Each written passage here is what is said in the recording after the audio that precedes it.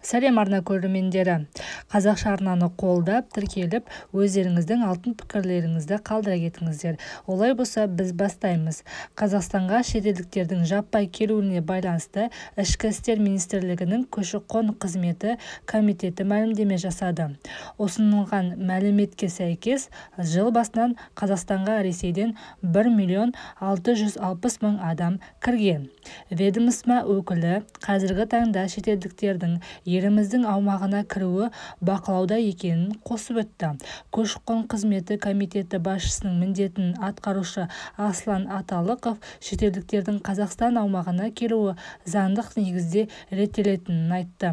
Еуразиялық экономикалық одаққа мүше мемлекеттердің азаматтары үшін Қазақстан Республикасында болудың рұқсат етілген мерзімі мемлекеттік шекарадан өткен күннен бастап ортақ ереже бойынша 90 күннен кейін аяқталады, деді ол сөзінде.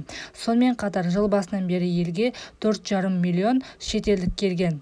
Көші-қон процестеріне мониторинг жүргізілді.